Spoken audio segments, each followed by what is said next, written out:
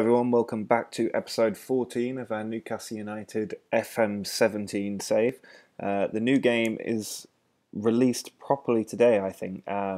So if you have any ideas for if we should continue this save, continue playing as Newcastle, or maybe think of a new challenge that we could take on, it might not be up to us if we get to continue this Newcastle save. The board might intervene as they nearly did last season.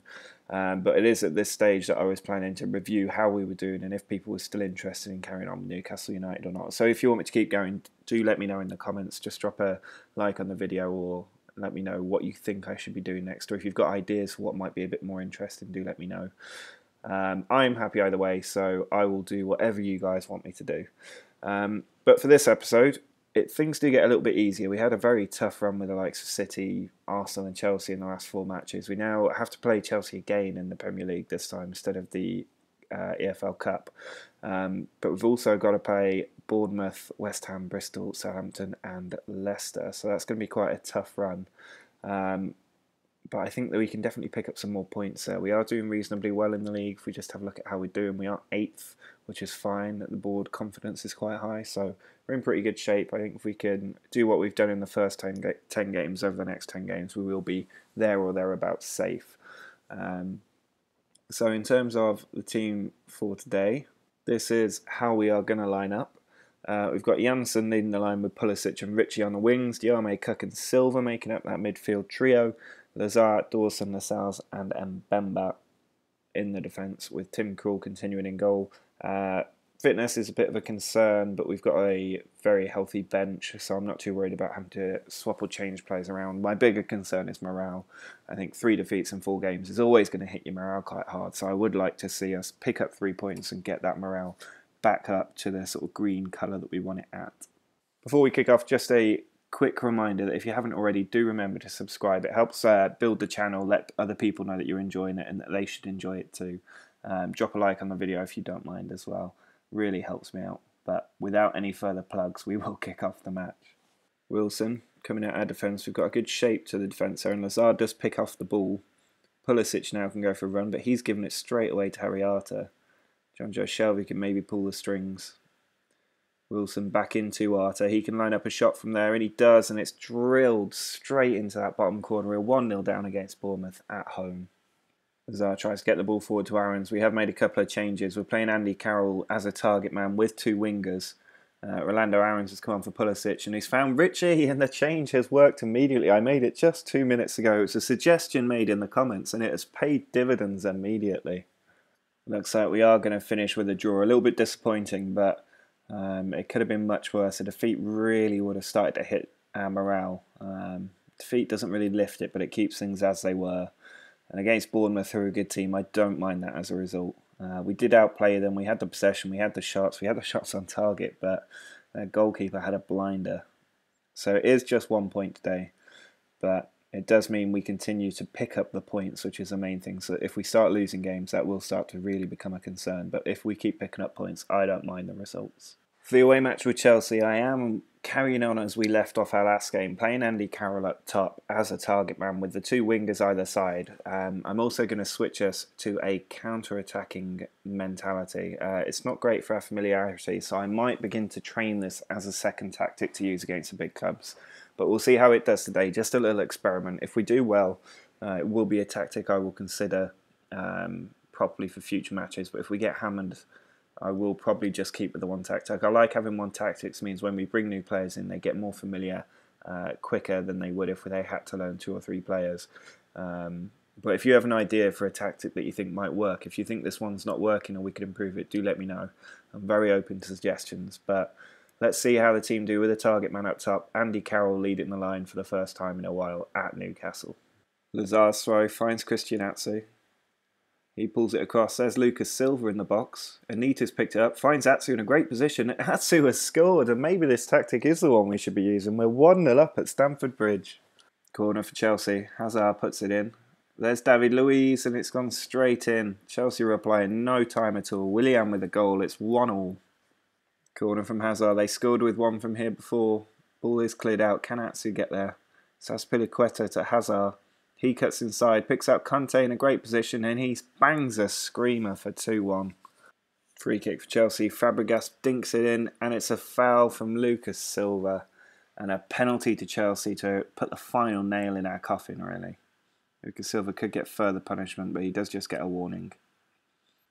Up steps David Luiz, of all people, and he scores. It's 3-1 to Chelsea. There is a full-time whistle. We have lost 3-1. I switched to a damage limitation mode towards the end of that match, so that's why we went to contain. I was slightly worried about goal difference, given the number of shots Chelsea were having. I'm going to try and reassure the team, but it means that we do drop down to 10th in the table. Still in mid-table, not too worried about that. I'm not sure why my mouse is getting so big, but I think we're doing okay. 12 games in, 17 points. If we can get more points in games, we'll be safe. So just need to keep that up, really. Away to the London Stadium to play West Ham. And the team has been changed around a bit. In fact, I'm going to make one more change. I am going to get Janssen back up front. He hasn't played much recently, so let's get him back up top. Pulisic is coming in on the left. I have reverted to the complete forward and 2 inside forwards on either side. That's why Pulisic is getting the nod ahead of Atsu. Anita Cook and Silva in the middle. Defence, as you were, Antim Cullen goal. Just a little bit of transfer news to update you about. I am looking to shift Czech Tiote, who's not played much for us. He's not even on the bench today. Also trying to shift Adnan Januzaj because he has become utterly useless to me since being unhappy immediately after signing him. And I think I'd rather just play with Nando Aarons and get his potential ability fulfilled. And it would leave us, we're so close now to actually fixing the wage budget, and it would leave us with a bit of room to negotiate if we manage to shift their wages, because I think Tiote's on 60 grand and Januzaj might be on even more. And there's a couple of players with contracts expiring soon that I would like to bring in, but we'll talk more about that in January. For now, we need to focus on beating West Ham. Bohino just running at us, pulls it back to Fernando. Now Obiang into Gonzo. Passing it around well, and Byram's on the right. He puts it across. We clear it out, but Anita with the foul. Apparently he jumped unfairly with Ganzo. And West Ham have a penalty, the second penalty that we've conceded in as many games. Up steps Berahino, and he scores. Blasts it in the top corner, and we're 1-0 down. Valencia, out to Byram. He swings in the ball, and Antonio is there, and it's 2 goals in a minute for West Ham. We've completely capitulated, and we're 2-0 down. Free kick from Ganzo, cleared out by Orr for Anita further away, but we've got nobody up the pitch.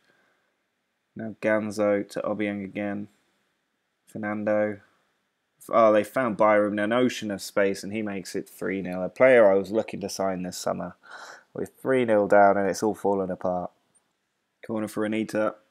In towards Caleri, but cleared out. And Lukaku now, Jordan Lukaku, not Romelu, does find Faguli. He's only got 2 defenders to beat. 4 players free at the back post, and it's now 4-0.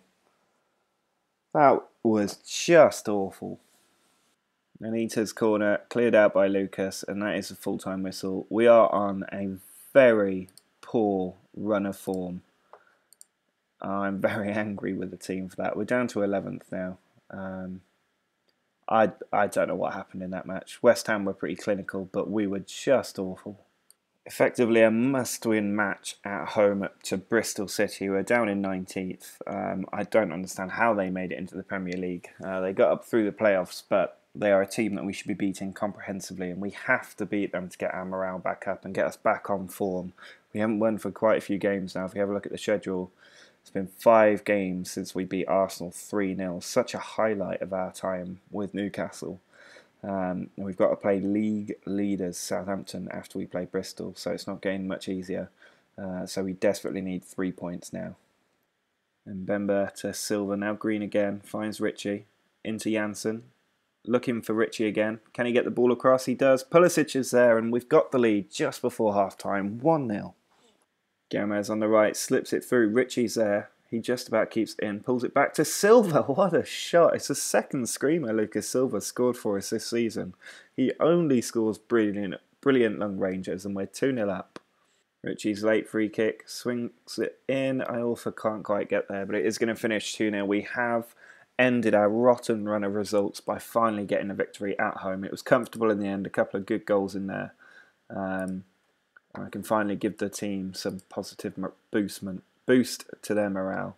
We're back up to 9th, 20 points now after 14 games. That's the kind of form we want to stick to. Maybe cut out so many defeats, but if we keep winning matches, I don't mind. League leaders Southampton are coming to St James's Park as we look to put together 2 wins in a row for the first time in quite a while. The team is fresh, the morale is up. If ever we were going to beat the league leaders, it would have to be today. Corner from Matt Ritchie, swung in. He's picked out Mbemba on the far side. Lucas Silva to Janssen, blocked out, but then put in by Diarme of all people. And we have got the lead against top of the table Southampton. We've been absolutely imperious so far. 12 shots, 7 on target. Just need to make sure we keep it tight for the last half an hour. I'm not going to change things. I think we're playing too well, and I think we can get another goal. And Pulisic is leading the charge on that, but he's lost out to Classy. Second ball falling for us today. Silva across to Cook. Plays it to Matt Ritchie. He's got options ahead of him. Silva to Diarme. Pulisic has been brought down by Durm, and that is surely a second yellow card and a red. There he goes. He's walking. We're 1-0 up, and we're playing 10 men. Corner from Matt Ritchie. Swung in towards Mbemba. Ball's found its way to Clary, and there's Cook. Ball rolling around, and Mbemba does touch it home. It's 2-0, and that is surely the 3 points against top of the table Southampton secure. Lazar out on the left. The ball runs away from him. Højbjerg picks it up, but that's the final touch. We have beaten Southampton by 2-0. The morale is firing up, and so are we up the table. Up to 8th, back where we were when we started this episode. It's been absolutely brilliant so far, on 23 points. Norwich on 14, they're probably our rivals for this, but we're up on 23. We're looking up the table rather than down the table. 3 more points would put us in European qualification range. So we've got 1 more game this episode. It's against Leicester. It is away from home. Most of our wins are coming at home, as you might expect. But hopefully we can get the away win against Leicester and move even further up the table. It's as you were for the match against Leicester. We did so well against Southampton in the last game that I'm not going to risk changing anything. Everybody is playing in the same positions. Everybody is fresh, but we are away from home. We've been very poor away from home since beating West Brom 2-0 earlier in the season. So I'm hoping we can do a little bit better today, keep up that very good morale, and leave us in a strong position as we go into the very busy Christmas period in the next episode. Diarme just hanging on to the ball, finds Pulisic. It's Janssen again, off to Cook, through to Ritchie, and we lead 1-0. A stunning team goal, puts us ahead away at Leicester. Can we make it 3 wins on the bounce? Fuchs with a free kick, picks out Wes Morgan. Fuchs finds Luis Hernandez on the right. He puts it across, and Musa is there for an almost instant equaliser at 1-1. We're only 6 minutes into this match, and there's been 2 goals already. Free kick for Fuchs on the edge of the area. He goes for goal and scores a screamer, and we're 2-1 down inside 9 minutes. Fuchs puts the ball in.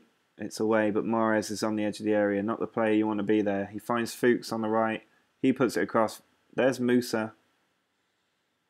Vardy nearly getting the goal. Musa puts it in, and Vardy does get the goal this time. We're 3-1 down now after taking the lead. Oh, and Silmani scored. I didn't think that was going anywhere because Leicester had a couple of chances before that. But Mahrez swung the ball in, and there was Silmani to make it 4-1. We've been absolutely hammered by Leicester's title-winning approach, really. Poulsen just putting a shot wide. They're just shooting from distance, long balls over the top, counter-attacking football, and we have lost 4-1. Absolutely dreadful performance from our team, and it's been that kind of season so far. I mean, we're doing okay overall. The bigger picture looks fine, 23 points from 16 games, but as soon as you get into the detail of what those results have been like, it's been very patchy and just difficult to understand, really. I think we need to maybe have a new tactic for our away matches. I think the tactic we use at the moment is brilliant at home, but as soon as we get away from home, we just lose every match. We've lost our last 6 away matches and we're unbeaten at home since the game against Stoke back in August. It's the away matches where we're being absolutely hammered. Maybe we need to, it looks like the away wins are coming against poorer teams. We need to keep this tactic for home matches, well, we're even beating Arsenal 3-0, beating Southampton 2-0. Keep this tactic for our home matches, but we need a new tactic for the away matches against bigger teams. We did try that different one away against Chelsea, but I think we maybe need to change the team instructions as well to get that to work. So I'm going to have a look to see what I can do with the tactics in the away matches. If you've got some suggestions for what I should do let me know in the comments, because we have to do something to change this form. As it stands, we are doing quite well overall. We're a good 9 points clear of the relegation zone, and we're not even at the halfway mark of the season yet. So we could maybe think about maybe pushing up the table rather than worrying about the teams behind us, which at the moment includes Liverpool, surprisingly. We have beaten the league leaders, so we know we are good enough to be in this league, but we need to do something to fix that away form. But I think that will be all for this episode, guys. Don't forget to subscribe if you aren't already. It does really help out the show. But until next time, see ya.